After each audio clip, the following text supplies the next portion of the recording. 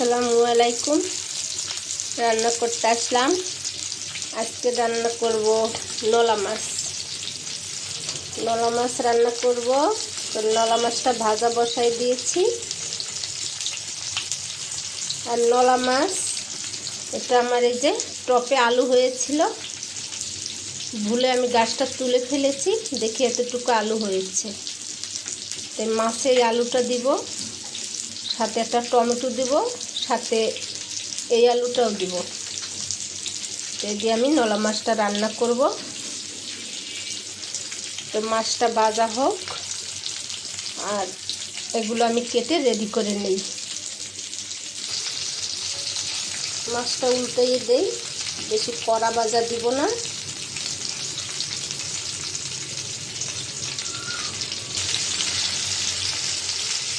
শীতে নলা মাছ খেতে খুবই ভালো লাগে। আর এটা হাওরের মাছ, এটা চাষের মাছ না। তো মাছটা উল্টিয়ে দিলাম। মাছটা ভাজা হয়েছে, নামাই নিব। কড়াইটা বসাই দিলাম, এটা মাছটা রান্না করব। তেল দিয়ে দিলাম।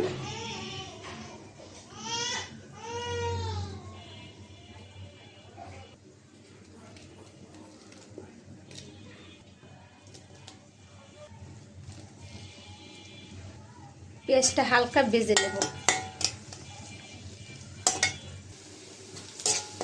পেঁয়াজটা হালকা ভেজে নিয়েছি। এখন দেবো একটু আদা বাটা, রসুন বাটা, জিরা বাটা দিয়ে দিলাম। রসুন বাটা আর দিয়ে দেবো সামান্য পরিমাণ আদা বাটা, আর দিয়ে দিব জিরা বাটা।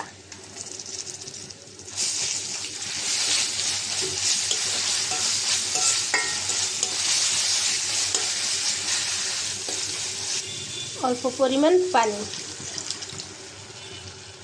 মশলা কষাবো, সাথে আলু কষাবো। দিয়ে দিলাম মরিচের গুঁড়া, হলুদের গুঁড়া, লবণ।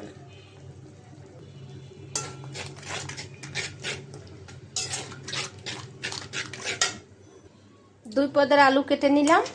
আলুটা ধুয়ে নিব। এই যে এটা আমার টপে হয়েছে। কষানির সাথে আলু দিয়ে দিব।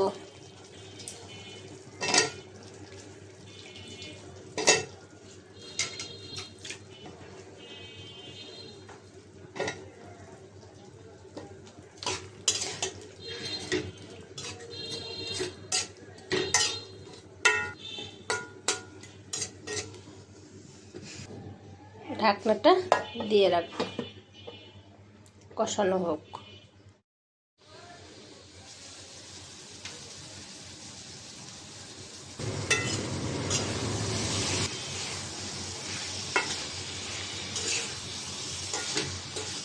আলু মশলা কষানো হয়েছে, এখন ঝোল দিয়ে দিব।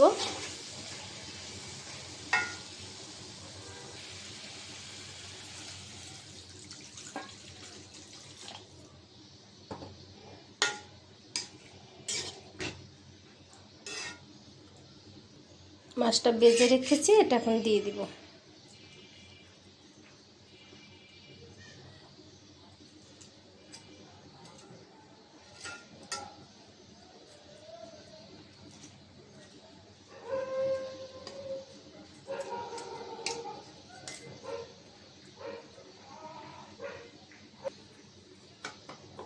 দিয়ে দিব টমেটো,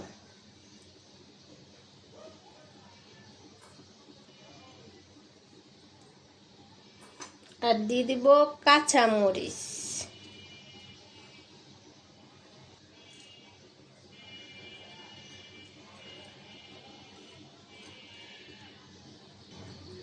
এখন দিয়ে দেব ঢাকনা।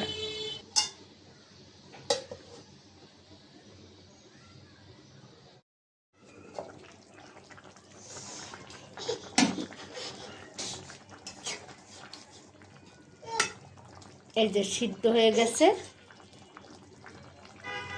তো হালকাভাবে একটু নাড়াচাড়া দিয়ে দিব।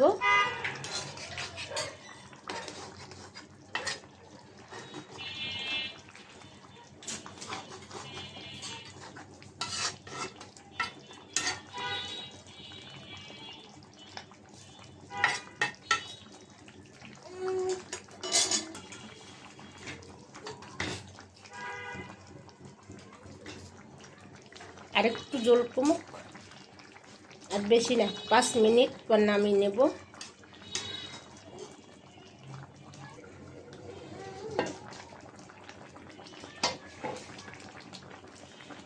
মাছটা নামিয়ে নিব, একটু মাখা মাখাই রাখবো যেহেতু আলুর তরকারি। আলুর তরকারি আবার একটু মাখা মাখা রাখলে জল আরও টানবে, ঠান্ডা হইলে। তখন নামিয়ে নিব। তো আজকে রান্না করলাম নলা মাছ, সাথে মাছ আলু, আর দিয়েছি এমনি বড় লাল আলু, টমেটো। এই দিয়ে মাছটা আজকে রান্না করলাম। তো কালারটা অনেক সুন্দর হয়েছে মাছের, সাথে আবার একটা টমেটো দিয়ে দিয়েছি। তো আজকে এই পর্যন্ত, সবাই ভালো থাকবেন, আল্লাহ হাফেজ।